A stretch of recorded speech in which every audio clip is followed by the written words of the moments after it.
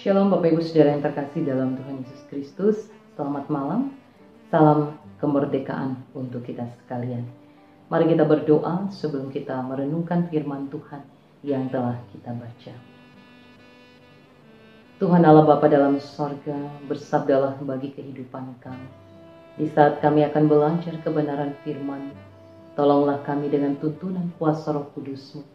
Berkati hamba-Mu, agar segala sesuatu yang diberitakan jadi dalam kehendak Tuhan, dan hidup kami sebagai umat-Mu beroleh kekuatan, peneguhan iman di dalam melangkah, memahami kebenaran firman-Mu dan melakukannya.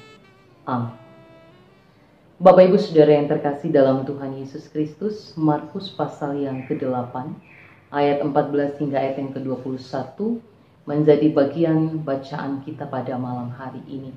Dan tema untuk kita renungkan, pengalaman guru yang terbaik. Bapak Ibu Saudara yang terkasih di dalam Tuhan Yesus, dalam bacaan kita ini ada kekeliruan para murid di dalam memahami apa yang menjadi maksud Yesus pada ayat ke-15. Bagi para murid, ragi yang disampaikan oleh Yesus dalam peringatan terhadap ragi orang Farisi dan ragi Herodes adalah suatu gambaran tentang adanya atau tidak adanya roti.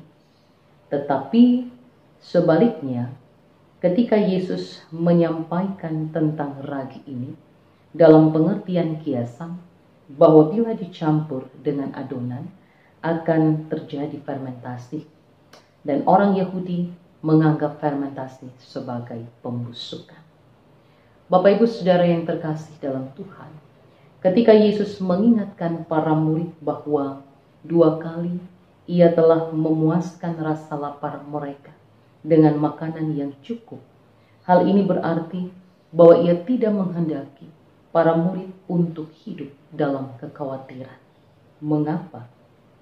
Sebab mereka perlu senantiasa belajar untuk mengingat dan tidak melupakan dalam pengalaman hidup bersama dengan Yesus yang telah terjadi sebelumnya. Bahwa dalam pengalaman bersama dengan Yesus, mereka tidak pernah menjadi khawatir soal keadaan atau kebutuhan hidup mereka. Saudaraku yang terkasih di dalam Tuhan, hal ini pun tentu menjadi suatu bagian yang diperingatkan kepada kita saat ini, bahwa kita senantiasa harus terus belajar untuk melihat proses perjalanan hidup di mana sebelumnya yang telah menjadi pengalaman kita. Kita tidak dapat menyangkali kehadiran Tuhan dalam hidup kita, walaupun dalam kenyataannya kita hanya belajar separuh dari seluruh pengalaman hidup yang kita telah alami. Tentu telah ada banyak peristiwa yang telah kita alami, bukan? Ada sukacita, namun ada pula duka cita. Ada keadaan yang membuat kita mengalami keadaan sakit, tetapi juga keadaan yang sehat.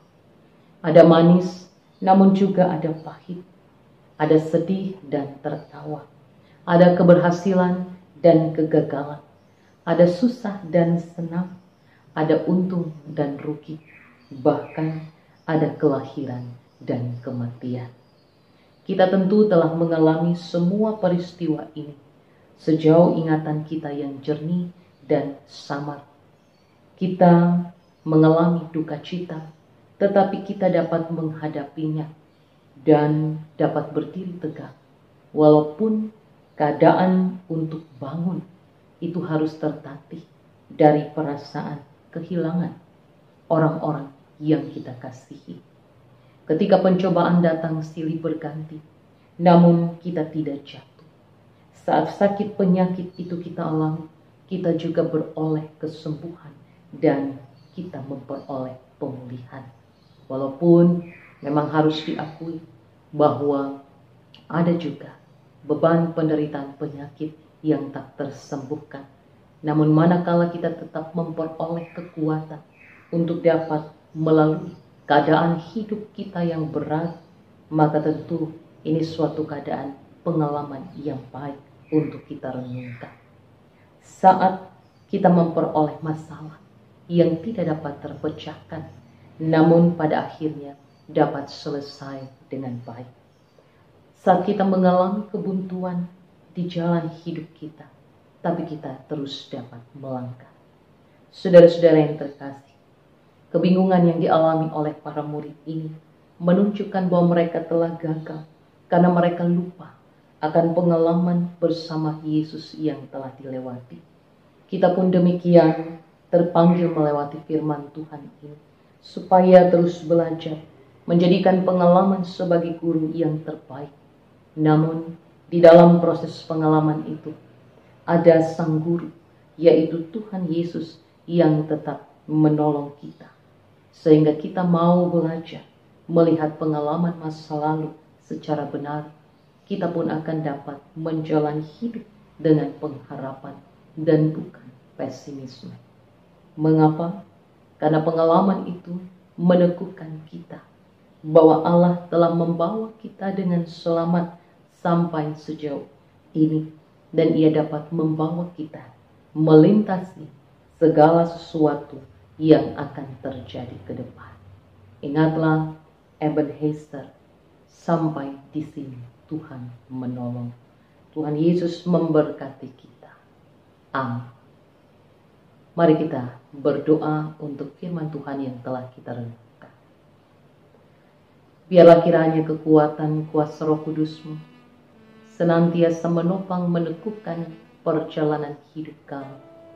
Dari berbagai pengalaman hidup dan peristiwa yang telah kami alami, kiranya itu semakin membawa kami dekat dengan Tuhan dan terus meyakini jalan-jalan hidup yang kami lewati senantiasa kami rasakan jejak Tuhan bersama mengiringi kehidupan kami.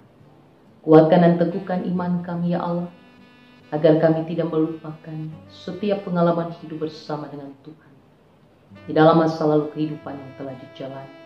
Manakala kami diperhadapkan di tengah berbagai situasi yang berat pada masa kini, teristimewa melalui pandemi COVID-19 dengan berbagai dampak yang terjadi. Terima kasih Tuhan Yesus, diberkati segenap kehidupan kami sebagai umat-Mu. Terpujilah nama-Mu ya Allah Bapa di sorga. Oleh karena kasih Tuhan Yesus dan Roh Kudus memberkati segenap kehidupan kami. Amin.